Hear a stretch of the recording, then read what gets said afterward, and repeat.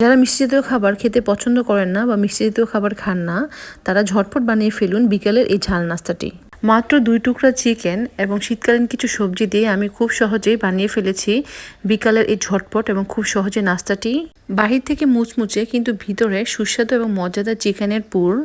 আসসালামু আলাইকুম, welcome to purple cooking and craft. এই নাস্তাটি বানাতে আমাদের কিছু শীতকালীন সবজি লাগবে। শীতকালের জাতীয় সবজি ফুলকপি, গাজর, কিছু পেঁয়াজ, ক্যাপসিকাম এবং 2 টুকরা চিকেন আমি নিয়ে নিলাম। এগুলো আমি সবগুলোই কুচি কুচি করে কেটে রাখবো। আগে চলুন আমি এই ডোটা বানিয়ে নিই। তার জন্য আমাদের লাগবে 1.5 কাপের মতো ময়দা। চাইলে আপনারা আটা ইউজ করতে পারেন, কোনো সমস্যা নেই। 1 চা চামচ গুঁড়া দুধ, সামান্য লবণ এবং 1 চা চামচ চিনি দিয়ে আমি এটা ভালো মতো মিক্স করে নিলাম। আর এখানে বেকিং পাউডার দিয়ে দিলাম 1/2 চা চামচের মতো। আমি এখানে 1 কাপ পানি নিয়েছি, কিন্তু আমার সবটুকু পানি লাগেনি, হয়তো একটু কম বেশি হতে পারে আপনাদের ক্ষেত্রে। যতক্ষণ পর্যন্ত ডোটা একটু সফটেন পর্যায়ে আসবে ততক্ষণ আমরা এটাকে মিক্স করতে থাকবো। আর এখানে আমি একটু সরিষার তেলও অ্যাড করে দিলাম। সরিষার তেলটা দিলে খুব সুন্দর একটা ঘ্রাণ আসবে। ডোটা ভালো মতো মেখে কিছুক্ষণের জন্য রেস্ট করতে দিয়ে দিব। এই যে আমার কেটে রাখা সবজিগুলো, এগুলো সবই আমি সুন্দর করে কুচি করে কেটে নিয়েছি। এখন আমি একটা প্যান গরম করে নিলাম। তারপর প্যানের মধ্যে সামান্য একটু রান্নার তেল দিয়ে দিলাম পেঁয়াজ এবং কাঁচামরিচ। এটা দিয়ে ভালো মতো একটু নেড়ে চেড়ে নিচ্ছি। এখন আমি একটু লবণ দিয়ে দিব।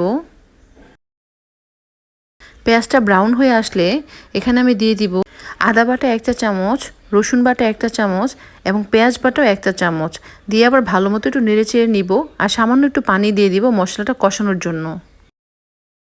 এখন আমি 1 চা চামচ হলুদ গুঁড়ো এবং 1 চা চামচ মরিচ গুঁড়ো দিয়ে দিলাম সামান্য একটু গরম মশলা এবং জিরার গুঁড়ো।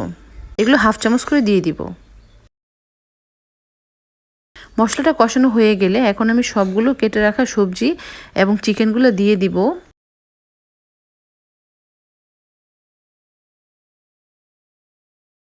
ভালো মতো একটু নেড়ে চেড়ে নিব। তারপর এটাকে ঢেকে দিব কিছুক্ষণের জন্য, যাতে এটা ভালো মতো সিদ্ধ হতে পারে।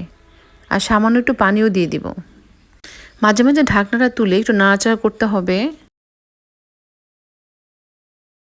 সবজি সিদ্ধ হয়ে এলো প্রায়। তো নামিয়ে নেওয়ার আগে আমি অল্প একটু টমেটো সস এবং 1 চা চামচ সয়া সস দিয়ে নিলাম এবং দিয়ে দিলাম ধনেপাতা। এখন আমি এটাকে ভালো মতো মিক্সড করে নিব। আমার কাছে মনে হয়েছিল লবণটা কম হয়েছে, তাই আমি আরেকটু লবণ দিয়ে দিলাম। এখন আমি এটাকে আলাদা একটা প্লেটে নামিয়ে রাখবো।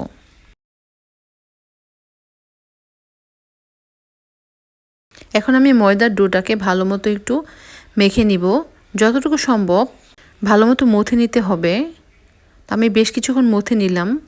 এখন আমি ডোটাকে 4টা ভাগে ভাগ করে নিলাম। তো একটা ভাগ আমি এখানে নিয়ে নিলাম। আমি মোট 8 পিস রোল তৈরি করব। এটাকে আসলে রোল বলা যায় না, সিঙ্গারা না সমুচা কি বলা যায় তা আমি নিজেও জানি না।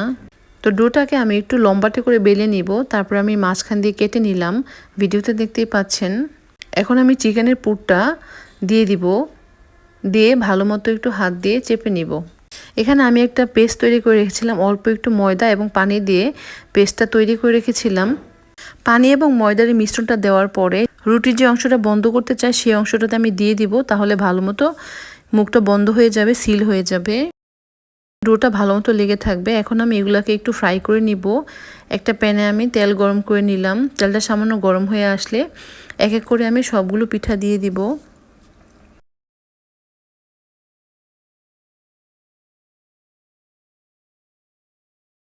বেশিক্ষণ লাগবে না, 2-3 মিনিট ভাজলেই এটা তৈরি হয়ে যাবে।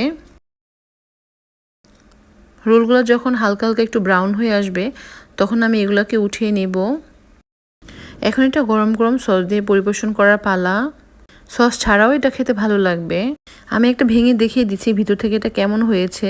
এটা খুবই মজাদার ছিল। আপনাদের কাছে কেমন লেগেছে অবশ্যই কমেন্টস করে জানাবেন। আর ভিডিও ভালো লাগলে একটা লাইক করে দিবেন, আমার চ্যানেলটা সাবস্ক্রাইব করবেন। সবাই ভালো থাকবেন। আল্লাহ হাফেজ।